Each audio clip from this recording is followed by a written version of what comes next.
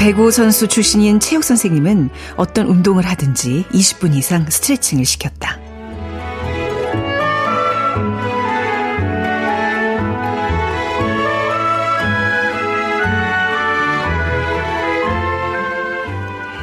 안녕하세요. 아나운서 최현정입니다.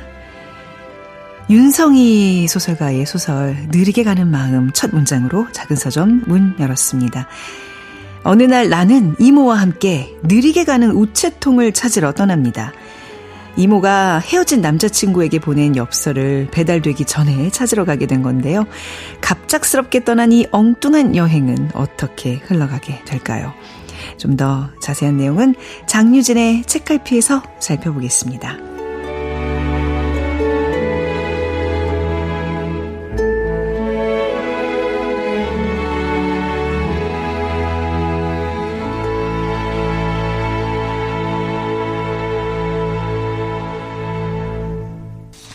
네, 작은 서점 최현정입니다. KBS 1라디오 작은 서점.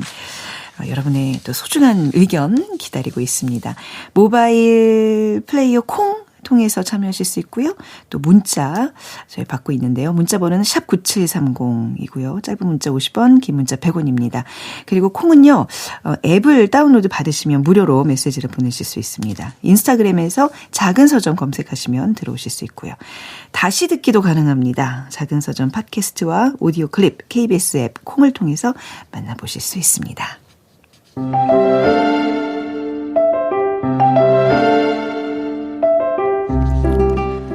꽃과 잎 사이, 책장과 책장 사이, 사람과 사람 사이, 언제든 끼워두세요. 장유진의 책갈피.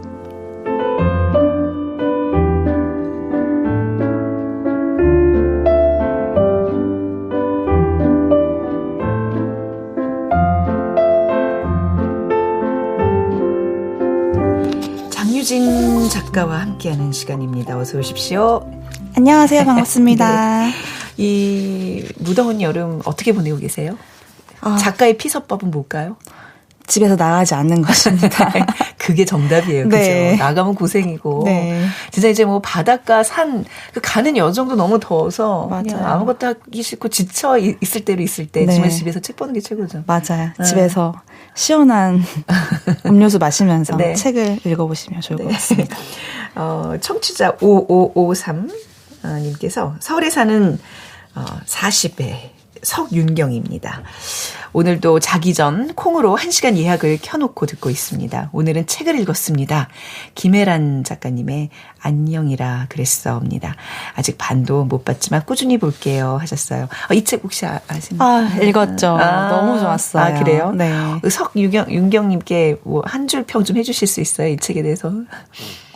망설이지 말고 그냥 읽으시면 된다. 아직 네. 반도 못 보셨다고 꾸준히 네. 읽으시면 되고 네. 아마 지금쯤 뭐 다 읽으셨을 수도 있고 네네. 그 김보배님께서 레이먼드 카버의 대성당 읽었습니다.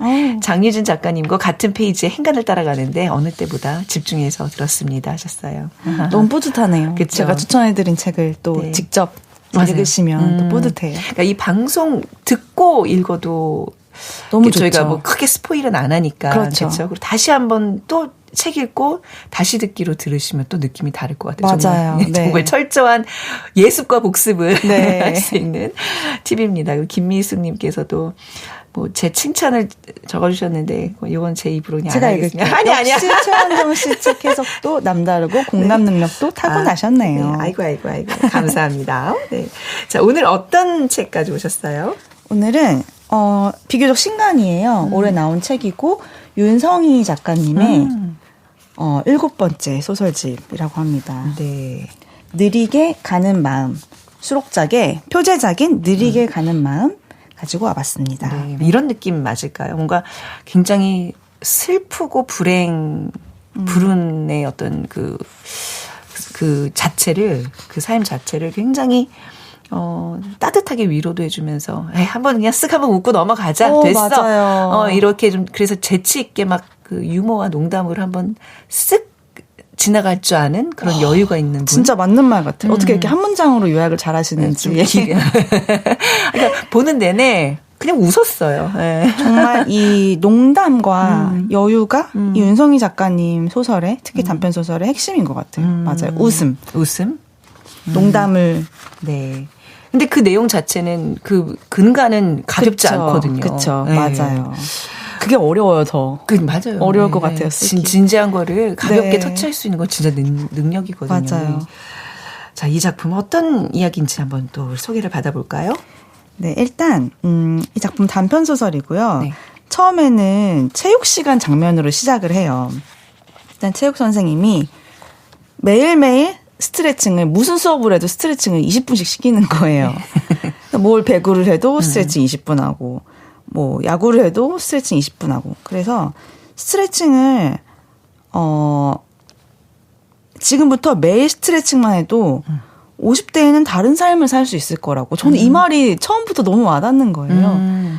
왜냐면은 애들이 안 믿잖아요. 네. 안 믿는데 그 자기 아버지가 증명을 했다고 하면서 아버지가 어느 날 49살에 해고를 당한 후로 네. 술만 마시다가 스트레칭을 하기 시작했는데 어느 순간 하다 보니 분노가 사라지고 뭐든 새로 시작할 수 있을 것 같더라. 그래서 그렇게 살고 계시고 어린 시절에 꿨던 희망 같은 거를 장래 희망들을 막 적기 시작하고 해고를 당했음에도 불구하고 스트레칭을 하다 보니까 그리고 지금은 뭐 하시냐 그랬더니 어렸을 때부터 하고 싶었던 것 중에 하나가 만물 트럭이 있었다. 네. 그러면서 지금은 만물 트럭을 몰고 마을을 막 돌아다닌다. 이런 얘기를 해요. 네. 그러면서 이게 좀 약간 윤성희 작가님 소설의 특징일 수도 있는데 그리고 또 다른 얘기를 해요. 그래서 뭐 예를 들면 너희는 마라톤을 하는데 뭐 똥이 마려우면 어떡할 것 같아? 그래서 애들이 막 저요저요 하면서 막 얘기를 하고 네네. 그러면서 뭔가 이게 체육 시간에 벌어지는 일 같잖아요. 그러면서 챕터 2로 넘어가는데 또 갑자기 딴 얘기가 나와요. 네. 좀 약간 당황했어요. 그렇죠. 그러니까 약간 이런 식이에요. 그래서 왜 우리가 친구를 만나서 즐겁게 막 수다를 떨다 보면 이 얘기했다가 갑자기 또 맞아요. 근데 말이야 이거 하니까 생각이 나는데 이 얘기하고 이러잖아요. 그러면서 다음 장면으로 넘어가요. 왜냐하면 이 체육 시간에 수업을 듣던 학생이 집에 오면서 감기가 좀 걸린 것 같은데 라는 생각을 하는데 집에 오니까 아니나 다를까 몸살이 걸린 거죠. 그런데 이 중심 인물은 이 화자의 어머니는 항암 치료 중이고 네. 그래서 엄마의 이제 여자 형제죠. 이모가 와서 야 너네 엄마가 너 아플까 봐 밥 해주라더라 하고 와요. 근데 이모는 요리를 못 하잖아. 이래요. 그래서 그러다가 또 내 전 남자친구가 요리를 잘했는데 하다가 갑자기 어머 우체통 어떡해 이러는 거예요. 정말 갑자기 느닷없이. 네. 그래서 갑자기 무슨 얘기야 그랬더니 그 요리를 못한다 얘기 나왔다가 그 전 남자친구 요리 잘했는데 네. 그 전 남자친구에게 느린 우체통이라는 거 있잖아요. 네. 왜 우리 1년 뒤에 맞아요. 전해주는 네. 우체통으로 사귀던 시절에 우리 결혼하자는 얘기를 써서 보냈다는 거예요. 1년 근데 전에 1년 사이 무슨 일이 벌어질 줄 알고 네, 근데 헤어졌는데 헤어졌어요. 곧 1년이 다 돼 간다는 거죠. 그래서 어떡하지? 근데 그 남자가 지금 결혼을 한 상태라면서요. 그렇죠. 이미 결혼은 심지어 한 상태고 사실 1년이면은 네. 그런 일들이 충분히 그쵸. 벌어질 수 네. 있잖아요. 큰일 났어. 그래서 네. 어떻게 우체통 네. 큰일 났어 이러면서 이거 찾으러 가야 된다. 그렇죠. 네. 수습해야죠. 네. 그러면서 갑자기 이 학생이 아팠잖아요, 심지어. 근데 같이 가게 돼요. 학교 빠지고. 네. 그래서 이 체육 시간으로 시작했지만 다시 또 새로운 얘기가 시작이 되는 거죠. 그래서 이모가 아빠한테 거짓말까지 해가면서 그 우체통에 엽서를 찾으러 가는 네. 여정이 시작이 됩니다. 네. 그 짧게 들었는데 너무 웃기지 않아요, 여러분? 벌써 웃겨요. 근데 이게 시작이에요. 아니 그 처음에 그 스트레칭하는 그 부분을 네. 저는 그 읽으면서 그냥 놓쳐버렸는데 뒤에 딱 생각이 나죠. 이게 굉장히 그 관통하는 게 있네요. 그쵸. 내 몸의 근육을 이완시킨다는 게 이게 약간 맞아요. 비유인 것 같아요. 마음의 근육을 이완시키다 보면 정말 다른 삶이 열린다는 거. 지금 쭉 얘기들이 그런 식으로 흘러가네요. 그쵸. 보니까 50대는 다른 사람이 되어 있을 거다라고 표현을 한 것도 네. 되게 좋은 것 같아요. 뭐 다른 삶이 다가온다 이런 게 아니라 그쵸. 넌 다른 사람이 되어 있을 거야. 20분씩만 스트레칭을 해도. 네. 혹시 중간중간에 또 좀. 네. 그래서 이게 지금까지 말씀드린 거는 네. 이제 시작이고. 네. 더 사실 얘기를 해드리고 싶긴 한데. 네. 네. 여기까지. 네. 그래서 네. 이제 네. 막 보통은 이제 서울 시내에 있진 않을 거잖아요. 그런 네. 관광지 이런 데 있잖아요. 그래서 막 가요. 그래서 휴게소 들려서 뭐 우동 같은 것도 먹고 그러다가 잠깐 잠들었다 눈 떠보니까 정말 눈앞에 그 기이한 커다란 우체통이 보이는 거죠. 네. 그래서 내리는 거예요. 근데 갔더니 또 이야기가 순순히 흘러가지 않습니다. 사실 그런데 가면은 직원이 상주하지는 않잖아요. 그렇죠. 예, 약간 무인으로 다 이제 운영이 되죠. 그쵸. 그런 데는. 네. 그래서 근데 이제 어쨌든 문을 열고 닫는 시간은 필요하니까 5시에 직원이 온다. 그때까지 기다려야 된다. 라고 하는 거예요. 그래서 또 기다리는 거예요, 그거를.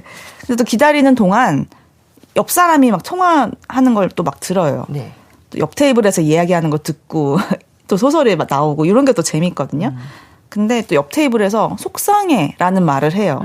그 속상해란 말이 이제 이 주인공의 머릿속에 딱 박히는 거죠. 어떤 사람이 속상하구나, 내 옆에 있는 사람이. 그러다가 직원이 이제 드디어 나타납니다. 네. 그러면서 근데 될까요? 안 될까요? 될 것 같으세요? 안 될 것 같으세요? 얼마나 많은 사람들이 그러니까 이런 아니 뭐 여러분들 다 경험 좀 있으실 것 그렇죠. 같아요. 보통 네. 연인들끼리 가서 네. 이제 뭐 네. 편지를 쓰고 당연히 1년 뒤에 건재할 거라 믿고 우리의 사랑이. 근데 이렇게 찾으러 오는 사람들이 제가 봐도 많을 것 같다는 생각이 들어요. 그러니까 정색을 하면서 그쵸. 아유 이런 사람 한두 명이 아닙니다. 그러니까. 우리 못합니다. 안 돼요. 거절하잖아요. 네. 예, 그 엽서 찾아달라는 부탁이 네. 말이죠. 네. 그러면서 심지어 여기 원래는 전화번호가 적혀 있었다. 근데 하도 전화가 이런 문의 전화가 많이 와서 그거 없애버렸다. 네. 그러면서 너도 헤어진 전 남친한테 보낸 거 찾으러 오신 거죠? 라고 하는데 할 말이 없는 거예요. 맞기 때문에. 그래서 화자가 그 직원한테 너무 얘도 귀여운 것 같아요. 이모를 위해서 거짓말을 해요. 사실 지난달에 이모 남자친구가 죽었다. 그러면서 죽은 아들의 여자친구가 쓴 편지를 받게 될 그 부모님의 심정을 한번 생각해 보셔라. 임기응변이 대단하다는 네, 저도 너무 대단한 것 같아요. 그래서 직원이 갑자기 또 미안했는지 창고로 데려갑니다. 창고로 데려가서 거기에 자루가 12개가 있는 거예요. 그러니까 달마다 이제 수거를 하나 봐요. 그래서 자루 입구에 이제 날짜를 이제 붙여가지고 하는데 너 그게 언제냐 그러면서 그때 날짜에 자루를 줘요. 그러면서 딱 이렇게 얘기합니다. 1시간 드릴게요. 그러면서 막 그거를 막 뒤져가지고 찾는 거예요. 근데 찾으면서 이게 편지가 아니라 엽서잖아요. 네. 그러니까 엽서는 보인단 말이죠. 네. 그래서 그거를 이제 다른 사람들이 어떤 내용을 썼나 그걸 봐요. 그래서 뭐 지금까지 잘하자, 잘해왔다, 막 이런 것들 자기 자신에게 보내는 편지. 그래서 그거를 합니다. 그렇게 막 보다가 또 중간에 얘기를 해요. 죽었다고 해서 미안하다. 했더니 아니야, 걱정하지 말라고. 그러다가 이제 의문을 제기합니다. 그 부분을 너무 재밌어서 낭독을 해드리도록 하겠습니다. 들어볼게요.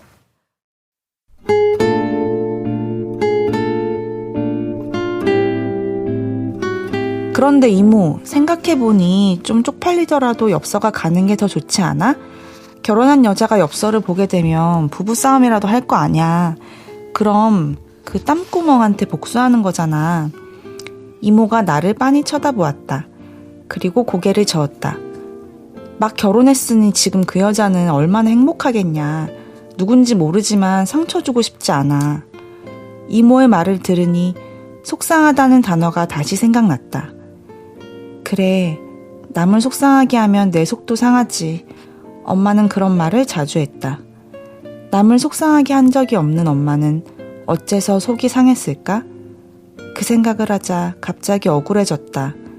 억울하니 화가 났다. 나는 화를 내지 않기 위해 아무 엽서나 하나 집어들고 읽었다. 엄마 아빠 7살이 되면 말 잘 들을게요. 삐뚤빼뚤한 글씨로 그렇게 적혀 있었다. 보낸 아이 이름이 박민주였다. 민준의 부모는 다음 달에 이 엽서를 받을 것이다. 그리고 7살이 되었는데도 왜 말을 안 듣냐고 박민주에게 말하면서 웃겠지. 그런 상상을 하자 마음이 조금 풀어졌다. 찾았다. 이모가 엽서 한 장을 내 눈앞에 대고 흔들었다. 내가 보여달라고 하자 이모가 그건 절대 안 된다고 했다. 엽서들을 다시 자루에 담았다. 나는 창고 밖으로 나가 직원을 불러왔다.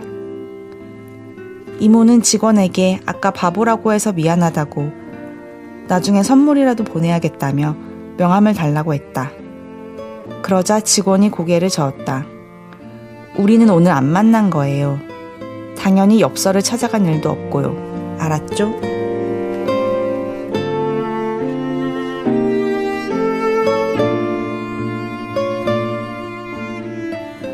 네, 이렇게 해서 임무 완료. 네.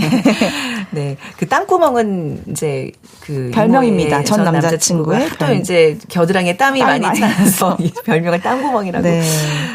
지었고, 그리고 이제 저는 거기서 막 엽서들을 이제 나중에 본 얘기들 하잖아요. 맞아요. 그래서 그거 좋았어. 그 대화가 딱 꽂혔는데 네. 이제 그 엽서들을 이제 봤으니까 물어봤을 거 아니에요. 네. 근사한 내용 있었어? 그러니까 이제 거의 비슷비슷하던데 별거 없더라. 그치? 맞아요. 별거 아니지. 근데 또 별거지. 맞아요. 저도 그 부분 밑줄 쳤어요. 별거 아니지. 그런데 또 별거지. 이게 우리 인생이거든요. 저도 표시했잖아요. 이게 참 읽다 보면 이게 밑줄 치는 부분들이 좀 공통대로 겹치는 맞아요. 것 같아요. 네. 그냥 웃고 넘어가지만 이렇게 쿵 사람을 찌르는 문장들이 많더라고요. 아니 혹시 이렇게 어느 날 갑자기 생각지도 못했는데 내게 도착한 1년 전에 나. 왜 거기 보면 본인한테 1년 후에 나에게 쓰는 편지가 굉장히 많았다 그랬잖아요. 그게 맞아요. 이런 경험 있으세요? 저는 저한테 쓴 경험은 없는 것 같아요. 그래요? 혹시 있으세요? 저는 어디 비슷하게 가서 1년 후 우리 아들한테 썼던 기억이 있었어요. 근데 어머. 그게 도착을 해서 뭐 어떤 감동이 있었는지까지는 기억이 안 나네요. 아, 그래요? 보내기만 안 왔나? 근데 그런 기억들 분명히 다 있으실 거예요. 근데 한 번쯤 지금 그 예전의 1년과 지금의 1년이 너무너무 그 체감이 다르잖아요. 그쵸. 옛날엔 네. 너무 순식간에 지나가기 때문에 몰랐는데 지금 어디 이런 거 하는 데 있으면 가서 1년 후에 나한테 한번 써보고 싶다는 생각이 갑자기 들어요. 저도 그런 생각이 드네요. 뭐라고 쓰실 것 같아요? 잘 버텨왔니? 너가 생각했던 모습이니? 근데 사실 요즘 1년은 모르겠어요. 나이가 먹으니까 1년이 가는 속도가 정말 너무 빠른 거예요. 그래서 왜 10대 때는 시속 10km, 뭐 50살, 그러니까 50세, 60세는 시속 50, 60으로 간다는 얘기가 그렇구나. 저는 너무 체감을 하거든요. 1년 뒤에 나에게 어떤 문장으로 한번 보내볼까? 한번 해보고 싶다는 생각이 좀 불현듯 들었어요. 혹시 하시고 싶은, 쓰시고 싶은 문장 생각나세요? 그러니까 지금 나를 이렇게 어떤 딱 저기 이렇게 상징적으로 뭐 이렇게 끄집어내야 되잖아요. 네. 지금 내가 처한 상황에 대해서. 근데 네. 저는 좀 처한 상황이 있거든요. 그러니까 1년 뒤에 그거 별거 아니었지? 그거 봐. 뭐 이렇게 좀 이렇게 쓰게 될 것 같아요. 네. 네. 또 정말 식은땀이 나긴 하네요. 제가 몰입을 해가지고 전 남자친구한테 보낸 게 지금 가기 직전이다라는 생각을 하니까 너무 싫을 것 같아서 어떻게든 찾을 것 같기도 하고. 네. 저는 이제 이모의 이 에피소드가 이제 주를 이루긴 하지만 네. 그 중간중간에 나왔던 것 중에 그 경로당 할머니들이 어머머, 저 지금 거기 그래요? 아니 밑줄 쳐놨어요. 저도 그 얘기를 하려고. 네, 8명의 경로당 할머니들이 네. 밥하는 게 귀찮다고. 그죠? 맞아요. 네, 근데 그냥 뭐 이렇게 하다 보면 우리라도 뭐 맛있게 먹겠자면서 식당을 차렸잖아요. 네, 그 식당이 사실 예전에 그 남자친구랑 여기 놀러 왔을 때 우체통을 보냈을 거 아니에요. 그래서 그때 먹었던 식당을 가자. 그렇죠. 네. 그래서 다 막 이 동네가 다 망해 있는데 이 식당은 아직 건재하네. 그러면서 갔는데 할머니 8분이 운영하는 식당이었던 거죠. 고스톱 치다가 그냥 불현듯 야 우리 식당이나 그냥 차리자 하면서 차리는 너무 귀찮아가지고 모여서 어차피 음식 하니까 우리 먹으려고 차렸다. 팔리든 말든. 그 장면도 너무 좋았고. 맞습니다. 그리고 저는 낭독하고 싶었던 게 낭독. 네, 저도 하나 건진 부분인데 그냥 이게 그냥 재밌었어요.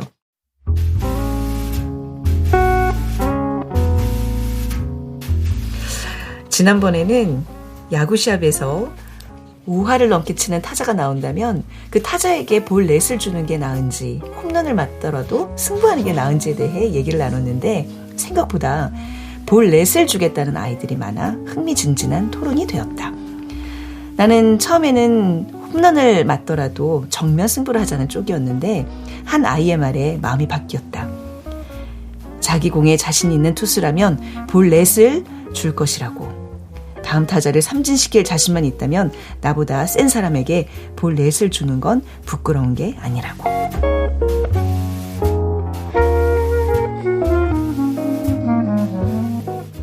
너무 좋아요. 비가 쏟아지는 날에 저는 똥을 싸면서 달릴 수 있을 것 같아요. 아까 전에 얘기했던 그 체육 선생님이 했던 마라톤 질문. 때 네. 화장실이 급하면 어떻게 하냐. 그 토론 중에 잠깐 나왔던 얘기인데 네. 이거 굉장히 재밌는데 그래. 자기 공에 자신 있는 투수라면 내가 다음에 타자를 삼진시킬 자신이 있다면 나보다 센 사람에게 한 번쯤은 굽힐 줄 아는 거. 그게 인생의 지혜지. 뭐 이러면서 아이들끼리 나눈 대화지만 정말 이렇게 어떻게 웃음처럼 흘러가면서 이런 말들을 딱딱 인물들이 적절하게 하는지 너무 좋은 소설이었어요. 이 소설을 그 느리게 가는 마음에 또 다른 것들도 이렇게 좀 재밌나 아니면 특히 이제 이 느리게 가는 마음에 이 표제작을 좋아하시는 건가요? 물론 표제작이기도 하고 좋긴 한데 아마 이게 마음에 드셨다면 이 책 자체를 구매하셔도 충분히 좋으실 것 같아요. 다 이런 식으로 너무 재밌거든요. 재밌고 계속 생각이 나고 네. 이렇게 중간중간 웃다가 마음을 콕 찌르는 문장들도 나오고 그리고 저는 사실 이 마지막 장면이 너무 좋았는데요. 여기를 낭독을 해보려고 가져왔거든요. 어떤 장면이냐면 뭐 엽서에 근사한 내용 있었냐 이런 얘기하면서 이제 얘기를 하다가 만물 트럭이 와요. 그러니까 만물 트럭을 체육 선생님한테 얘기를 들은 적이 있잖아요. 그래서 막 뛰어가서 아저씨 이거 혹시 만물 트럭이에요? 그러니까 맞다고 필요한 거 있냐고. 근데 정말 만물 트럭이란 말도 되게 귀엽지 않아요? 만 가지 물건이 다 있다는 거잖아요. 트럭 안에. 그런 트럭 본 적 있어요? 요즘 시골에 있잖아요. 요즘 거의 시골에 없는데. 가서 본 적 있어요. 근데 정말 없는 게 없을까라는 의문이 들 정도로 허술해 보이잖아요, 보통. 네. 그래서 뭐 탁구채 있어요? 그랬더니 있대요. 젓가락 있어요? 그랬더니 있대요. 교정용 젓가락도 있대요. 손선풍기 있어요? 그랬더니 있대요. 그러다가 이제 제가 낭독하고 싶은 부분은 이 장면입니다. 정말 없을 것 같은 거를 물어보는 거예요.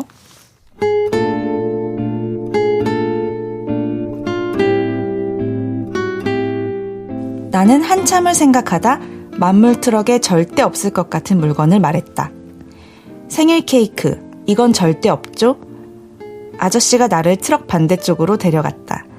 그쪽 문을 열자 냉장고가 보였다. 안에는 콩나물이랑 두부랑 삼겹살이랑 간고등어가 들어있었다. 그리고 맨 아래에 생일 케이크가 있었다. 사실 파는 건 아니고 배달 중.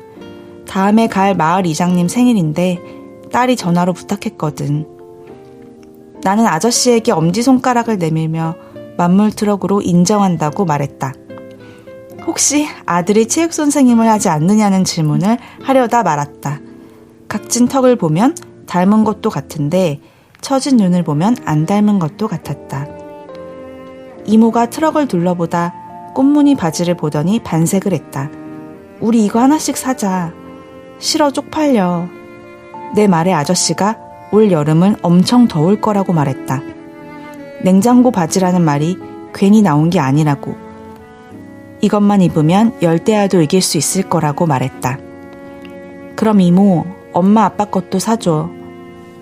아저씨가 꽃무늬 바지 4벌을 비닐봉지에 담았다. 아저씨에게 비닐봉지를 건네받으며 나는 생각했다. 한여름이 되면 아빠랑 엄마랑 똑같은 꽃무늬 잠옷바지를 입고 수박을 먹어야지 라고.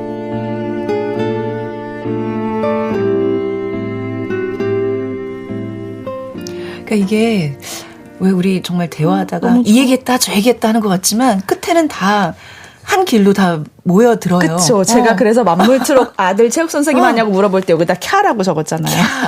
이렇게 마무리 해주는구나. 이렇게 수미상관으로 가시네. 우리 윤성희 작가의 글을 저는 사실 좀 처음 접하는데 네. 그 윤성희의 세계, 윤성희의 네. 세계는 어떤 세계일까요? 혹시 좀 이 작가에 대한 얘기 조금 더 해주실 수 있을까요? 제 생각은 이게 벌써 7번째 소설집이고 7번째. 이 책이 가장 근간이긴 한데요. 만약에 지금 제가 소개해드린 느리게 가는 마음 이 작품이 마음에 드셨다면 네. 이 작품이 윤성희의 세계로 들어가는 아주 훌륭한 인문작이 될 수 있다고 생각해요. 네. 그래서 엄청 엉뚱하지만 따뜻한 인물들이 나오고 또 유머랑 슬픔이 같이 흐르기도 하고 네. 또 막 되게 복잡하고 명확하게 정리되지 않은 그런 관계들도 많이 나오거든요. 그래서 뭔가 윤성희 작가님 특유의 어떤 삶을 바라보는 네. 시선과 이런 재미있는 화법이 잘 담겨 있어서 입문작으로 네. 아주 좋다고 생각을 합니다. 윤성희 작가의 세계 뭘까? 아까 뭐 유머 농담 얘기했지만 지금 딱 떠오르는 단어가 하나 있었어요. 어떤? 능청맞다. 오. 저 이 능청맞다라는 단어 굉장히 맞아요. 좋아하거든요. 맞아요. 주변에 보면 뭔가 이렇게 시니컬하면서도 능청맞은 친구들 맞아요. 계속 앉혀놓고 얘기 나누고 싶잖아요. 네, 그쵸. 네, 그런 좋은 친구가 되는 작가 같아요. 네. 맞아요. 그리고 이 주인공 하자도 사실은 되게 어두우려면 어두울 수 있는 상황이거든요. 어머니가 지금 항암 치료 중이신 거잖아요. 그런데 이제 그거에 대한 얘기를 더 많이 하는 네. 대신 마지막에 만물 트럭에서 꽃무늬 바지 엄마 것도 하나 사야지 이러면서 엄마랑 여름이 오면 열대야를 수박을 먹으면서 보내야지라고 생각하면서 마무리되는 장면이 너무너무 좋았어요. 네. 자, 우리 능청맞은 윤성희 작가의 느리게 가는 마음의 수록작 느리게 가는 마음 오늘 소개를 받았는데 이 단편집 전체를 좀 관통하는 키워드가 있다면 뭘까요? 네. 저는 이것도 참 재밌었는데 단편집에 이제 여러 단편이 수록되어 있는데요. 지금 방금도 생일 케이크가 나왔잖아요. 그래서 이 단편 하나하나마다 생일 키워드가 들어있어요. 아, 그래요? 생일 네. 이야기가 많이 나와서 제 생각에는 이거 초판을 사면은 윤성희 작가님이 친필로 쓰신 엽서를 끼워주시거든요. 네. 그래서 이제 생일 키워드를 넣어야지라고 넣은 건 아닌데 생일 이야기가 이제 유독 많이 나오게 됐다라는 식으로 쓰신 것 같아요. 확실하진 않지만. 아니 아예 그 단편 제목 중에 해피 버스데이도 있어요. 맞아요. 네. 그래서 사실 생일이라는 게 참 묘해. 누가 회사에서 생일인 거 아는 게 좋으세요, 싫으세요? 저는 싫어서 일부러 그 생일 그 표시하는 것도 다 지워버렸거든요. 아, 그렇죠. 네. 맞아요. 윤성희 네. 작가님도 생일을 원래는 그렇게 좋아하지 않고 무심히 보낸다는데 사실 생일날 어쨌든 뭔가를 하잖아. 케이크, 뭐 초 불고 이런 네네. 세레모니를 평소에 하지 않은 일들을 하잖아요. 그래서 생일이라는 걸 생각하면 뭔가 좀 귀엽게 느껴지기도 하고 그래서 사실 저도 예전에 이제 모 플랫폼에서 짧은 단편 3개를 엮어서 뭐 출간까지 하자는 이런 그 제안이 있었어서 네. 제가 사실 그때 제목도 생각을 해뒀어요. 벌스데이 걸 해서 네. 생일을 맞은 사람의 어떤 짧은 이야기 3개를 써서 엮으면 좋지 않을까라는 저도 아이디어를 생각을 했었는데 그게 약간 출간이 무산이 되면서 네. 그냥 아이디어 폴더에만 남았는데 윤성희 작가님 이미 벌써 쓰셨네요. 저는 못 쓸 것 같습니다. 조금 다른 또 의미의 생일이니까 그죠? 그런가요? 네. 네. 나중에 혹시 기회가 되면 저도 기대를 좀 해보겠습니다. 벌스데이 걸. 벌스데이 걸. 네. 자, 오늘 어떤 노래 골라오셨어요? 오늘 골라온 노래는 전소미의 벌스데이입니다. 너무 좋은 노래. 이 전체를 관통하는 키워드가 네. 생일이고 오늘 네. 마무리도 생일이라는 곡으로 네. 네. 어떤 점에서 이 작품과 어울린다고 생각하세요? 이 작품집 전체가 네. 이 작품에 이제 생일 케이크가 나오니까 마지막에 네. 그래서 어울릴 것 같기도 하고 제가 또 이 노래 되게 좋아해요. 아, 그래요? 네, 아. 소미 노래. 우리 장준 작가님은 몇 월생이세요? 저는 9월입니다. 곧 오네요? 네. 그때 한번 또 생일에 읽는 또 소설집으로 너무 좋을 것 같아요. 알겠습니다. 또 오늘 또 혹은 내일 또 생일을 맞는 분들도 계실 테니까 네. 다 같이 축하하는 마음으로 의미에서. 이 곡을 또 끝곡으로 전해드리도록 하겠습니다. 그리고 마무리하기 전에 매주 저희가 공지해드리고 있는데요. 목금 진행하는 장강명 작가와 우리 장유진 작가님이 함께 탕비실 상담소를 준비하고 있습니다. 탕비실에서 선배, 후배, 동료들과 허심탄회하게 나누던 이런저런 고민들 많잖아요. 그 고민 사연 보내주시면 이 두 소설가 분들이 그에 맞는 맞춤 책을 골라드릴 예정입니다. 사연들 많이 보내주시기 바랍니다. 아니, 책 한 권으로 굉장히 위로가 될 때가 있어요. 그렇죠? 맞아요. 네, 그런 좋은 기회 놓치지 마시고 여러분들의 고민 저희와 함께 나눠주시기 바랍니다. 그럼 우리 장유진 작가님의 추천곡 전소미의 버스데이 들으면서 저희는 여기서 인사 나누겠습니다. 감사합니다, 작가님. 감사합니다. 작은 서점.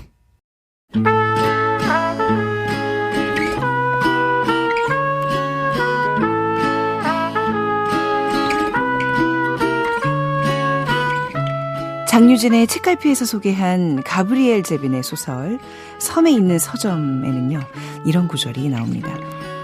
서점 없는 동네는 동네라고도 할 수 없지. 자, 그래서 작은 서점에서는 동네를 환히 밝히고 있는 작은 서점들을 직접 찾아가 보기로 했습니다. 우리 동네 작은 서점 탐방.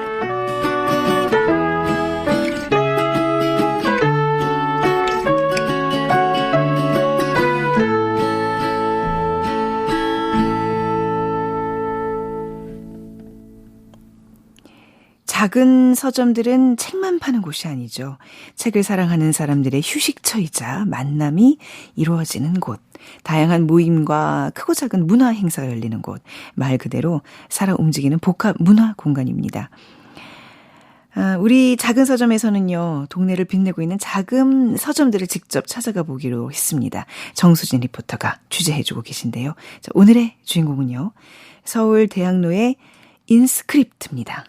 해피 버스데이 투 미 탄생 도쿄 축하해요 도쿄 탄생 도쿄 축하해요 도쿄 비트 컷아웃 전원 스톱 고생하셨습니다. 다음 역은 도쿄 내리실 때 주의하시기 바랍니다. 비트 컷인 전원 다시 걷기 시작한다. 아빠와 선생님 원 밖으로, 할머니와 언니 원 안으로. 네. 들려요? 시바 유키오의 희곡 우리별 낭독 모임이 이루어지고 있는 이곳은 서울 대학로의 희곡 전문 서점 인스크립트입니다. 딸이래? 그렇대. 신난다. 할머니와 언니 원 밖으로, 비트 복귀. 저기 왜? 이거 나 태어났을 때야. 맞아. 기억나. 쭉 보고 있었구나. 뭐였어? 쭉 듣고 있었구나. 들렸어. 들려요? 들려요. 태어났어요? 태어났어. 축하해요. 고마워요. 손튼 와일더작 우리 읍내를 너무 좋아했던 시바 유키오. 손튼 와일더가 계속 살아있었으면 어떤 글을 썼을까 상상하며 우리별이라는 소설을 썼고 또 이걸 희곡화했다고 하는데요. 우리 읍내는 최고의 미국 연극이라는 칭송을 받는 작품으로 이 소소한 일상 속 삶의 아름다움을 전해주는 걸작이죠. 아빠와 엄마와 언니 원. 우리별은 지구를 한 소녀의 삶으로 표현했다고 합니다. 우주의 탄생과 소멸을 지구가 달림이라는 친구를 만나서 성장하고 헤어짐을 겪으며 살아가는 그 일생을 담아냈다고 하는데 꼭 한번 보고 싶어집니다. 잘 먹었습니다. 자, 이런 인상적인 낭독 모임이 정기적으로 열리는 곳. 안녕히 계세요. 희곡 전문서점 인스크립트. 자, 어떤 곳인지 박세인 대표의 소개 들어볼까요? 곱하기 3. 네, 안녕하세요. 저는 희곡 전문 서점 인스크립트 운영하고 있는 박세인이라고 합니다. 인스크립트는 대학로 2와 사거리에 위치해 있고요. 저희는 희곡 전문 서점으로 고전 희곡과 한국 현대 희곡 등 다양한 희곡들을 소개하고 다양한 프로그램을 운영하고 있습니다. 저희가 2023년에 한 2년 전쯤에 처음 문을 열었는데요.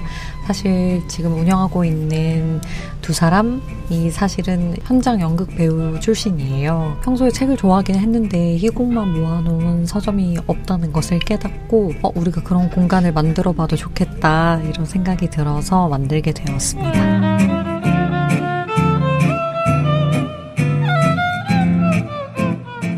두려움은 너무 많았던 것 같아요. 왜냐면 저희가 둘 다 배우 출신이고 사실은 작가나 이런 학술적으로 뛰어난 사람이라기보다는 현장에서 많이 활동했어서 우리가 희곡을 소개할 만한 사람들인가? 라고 생각했는데 사실은 배우야말로 대본, 희곡을 가장 여러 번 읽고 오래 공들여 읽는 사람들 중 한 명이거든요. 그래서 분석하는 게 아니라 대중적으로 소개하는 데는 조금 자신이 있을 수 있겠다 해서 용기를 내봤습니다.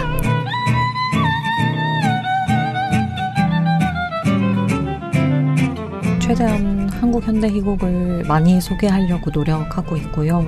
그리고 최대한 희곡이라면 일단은 다 가져다 놓는 방식으로 소개하고 있고 이제 저희가 희곡뿐만 아니라 연극 이론서나 영화 관련 서적들도 있어요. 그래서 연극 영화 책들이랑 이제 문학 예술 같은 서적들도 큐레이션해서 소개드리고 있습니다.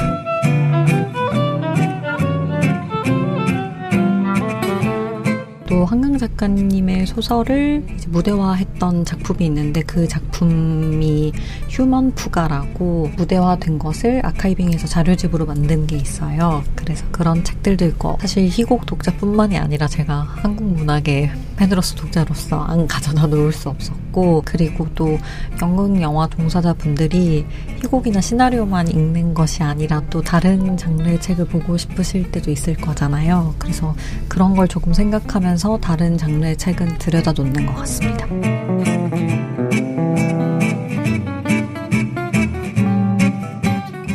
연극 배우 두 분이 직접 만든 희곡 전문 서점이군요. 희곡을 가장 많이 읽고 외우는 배우이기에 희곡에 대한 애정, 관심 그리고 안목이 남다를 수 있다는 생각이 듭니다. 그리고 이런 신선한 낭독 모임 개최가 가능했을 것 같고요. 시작하기 앞서서 그냥 7월까지 왔잖아요. 25년. 다들 어떻게 지내고 계신가요? 뭔가 좀 목표하는 바를 좀 이루고 계신가요? 네, 저는요. 저는 정신없이 살았던 것 같아요. 정신없이 살다가 눈 떠보니까 진짜 7월이다. 7월도 거의 끝나간다. 이 시점에 우리별을 한번 하는 게 어떨까 해서 우리별을 준비하게 됐고요. 제가 이 책을 읽으면서 느낀 거는 아무래도 우리 읍내랑 비슷한 결이었던 것 같아요. 근데 저희가 아직 말도 제대로 안 나오고 어색한 것 같은데 저도 어색하거든요. 그래서 저희가 게임을, 저는 이런 거 좋아해서 게임을 한번 해볼까 하는데 다들 리듬 좀 타시나요? 리듬 게임. 팅팅팅팅 탱탱탱탱 팅탱탱 프라이팬 놀이. 모임 진행 솜씨가 보통은 아닌 것 같아 보이는 낭독 모임 리더 이윤님. 원래 독서 모임의 참여자로 시작하셨다가 낭독 모임의 리더를 맡게 되셨다죠.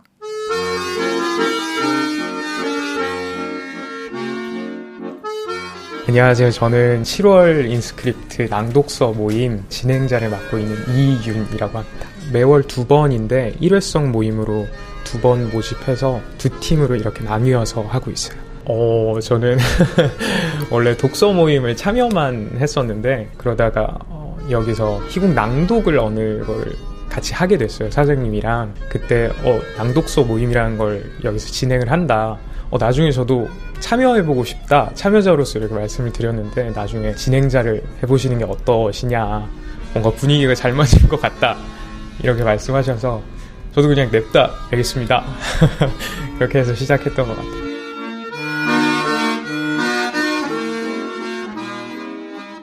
매번 다른 희곡으로 하려고 하고 있고 우리별은 여기서 맨 처음에 낭독서 모임 열린 거라고는 하는데 시간이 좀 지나기도 했고 저도 한번 같이 읽어보고 싶어서 이번에 한번 다시 하게 됐어요. 희곡은 솔직히 이거를 맡기 전까지는 그렇게 많이 읽진 않았어요. 여기 와서 저도 같이 읽는 거에 대한 재미를 많이 느낀 것 같아요. 인스크립트는 음악도 책 읽기 너무 좋고 희곡 읽고 그리고 사장님도 친근하게 반겨주셔가지고 이런 희곡에 대해서 얘기도 많이 하고 다음 모임을 진행하면 어떤 희곡이 좋을까 해서 그런 희곡을 좀 많이 보는 편이고요. 요새는 그래도 여기서 여러 가지 책들을 많이 사서 읽는 것 같아요. 여기서도 좋은 책들이 많이 있어가지고 큐레이팅을 잘 해놓으셔서 약간 믿고 사게 되는 그런 것 같아요.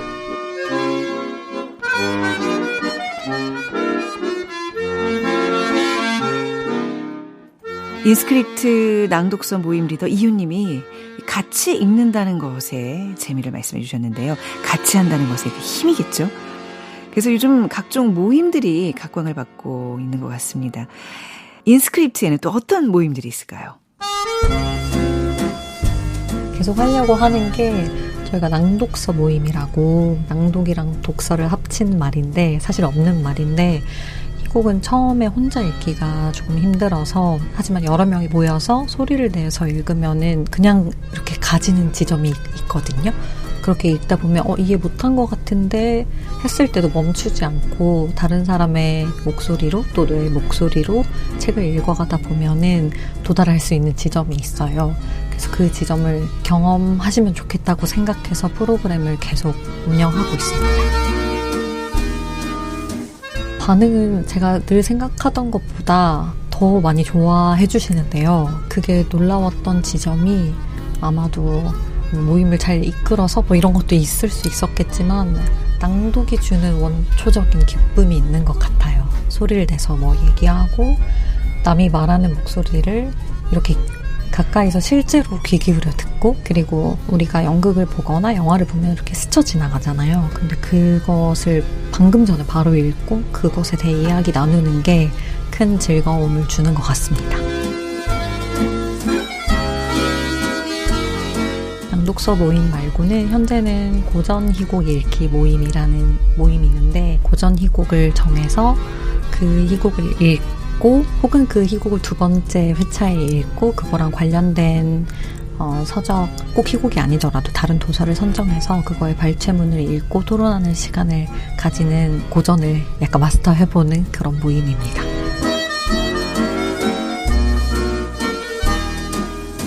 그리고 하나는 희곡이 연극을 위한 대본인 만큼 공연하고도 떼놓을 수 없는 것 같아요. 그래서 저희가 자체적으로 기획하기도 하고 또 대관 공연에 대한 문의도 들어와서 관객분들을 한 20명 남짓 받는 소규모 낭독극을 꾸준히 올리고 그런데 이렇게 가까이서 보는 공연의 맛이 정말 있고 제가 배우로서도 크고 작은 극장에 서봤지만 사실은 여기서 할 때가 가장 떨리더라고요. 너무 가까이에 계시니까 관객분들이. 근데 그게 가장 작은 공간에서 가까이서 소통하면서 교감하면서 만들어내는 공기가 주는 어떤 울림이 있는 것 같아요.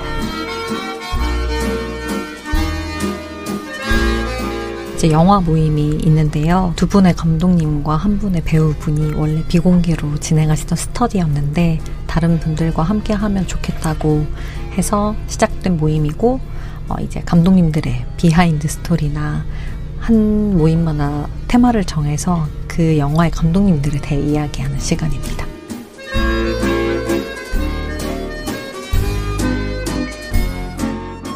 낭독 모임뿐만 아니라 소규모 낭독 공연도 열린다고 하는데요. 낭독이 주는 원초적인 기쁨이 있다는 그 말씀.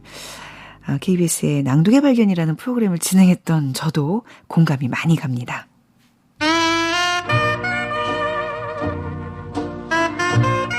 사실 인스크립트 연희동에 있을 때부터 궁금했던 곳이어서 지도에 표시해뒀었는데 항상 시간 맞추기가 어려워서 못 왔다가 시간이 맞아서 방문하게 됐는데 사실 지만지 드라마 희곡집 많이 관심 있었는데 여기 종류 많아가지고 와서 시간 오래 머물다 가기에 좋은 공간인 것 같습니다. 저는 지금 영화 쪽 일을 하고 있어서 약간 비슷한 분야에서 관심이 있기도 했었고 희곡을 다루고 있는 서점은 어떤 느낌일까 많이 궁금했던 것 같아요.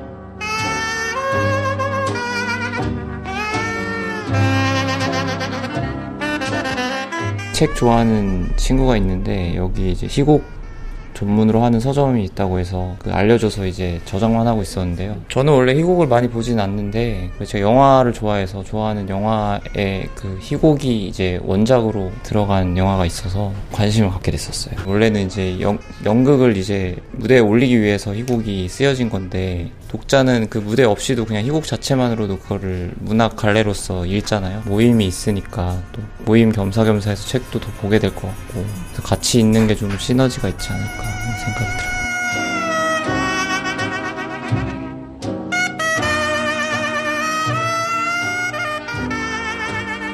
일단 재미있어요. 각자의 어떤 그 감성과 목소리를 가지고 이 하나의 작품을 낭독한다는 게 되게 재미있고 작품을 통해서 좀 자신을 좀 표현할 수 있는 기회 이런 것도 좀 되는 것 같고 굉장히 다양한 그 삶과 인생 면면들을 볼 수가 있잖아요. 또 거기서 또 배우는 점도 있고요.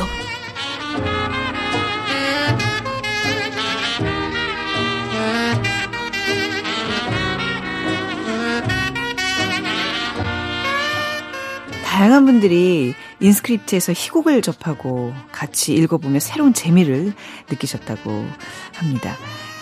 뭔가 이게 새로운 것을 해보는 것, 일상에 큰 활기를 주잖아요. 그 새로운 것을 다른 사람들과 함께 한다는 것, 소리내어 낭독한다는 것, 하루하루 똑같은 일상에 엄청난 환기가 될 것 같습니다. 자, 그럼 대표님의 추천 희곡 3권 들어볼까요? 작년부터 가장 많이 추천드렸던 희곡 중 하나인데요. 은혜혀라는 작품이고요. 박지선 작가님 작품인데 국립극단에서 작년에 공연이 올라갔었고 조리급식 노동자인 여성과 장례식장에서 어떤 다른 여성이 우연하게 만나서 서로 돌보고 연대하는 이야기를 담고 있는데 소재가 언뜻 무거워 보이는데 반해서 굉장히 유쾌하고 리듬감 있게 쓰였습니다. 그리고 두 번째는 바이아트라는 희곡인데요. 이거는 포르투갈 출신의 연출이자 작가이자 배우인 티아고 호드리게스가 쓴 희곡으로 작년에 한국에서도 공연을 했었는데요. 혼자서 자전적인 이야기로 할머니가 건강이 안 좋아지셔서 시력을 점점 잃어가고 있는데 딱 하나만 외울 수 있다면 어떤 책을 외울까 하면서 그 이야기를 중심으로 다양한 문학 작품을 인용하면서 되게 따뜻하고도 압축적으로 흘러가는 대본입니다.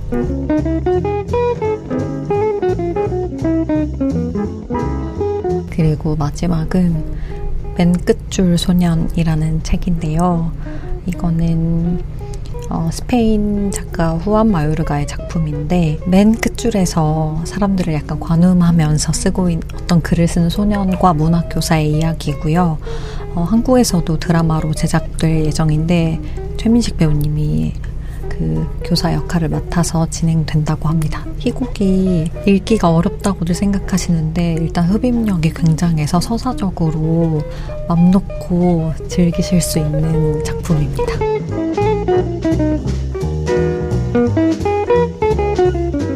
박지선의 은혜혀, 티아고 호드리게스의 바이아트, 후안 마요르가의 맨 끝줄 소년. 작은 서점 우리 청취자분들도 한번 관심 갖고 보시면 좋을 것 같습니다.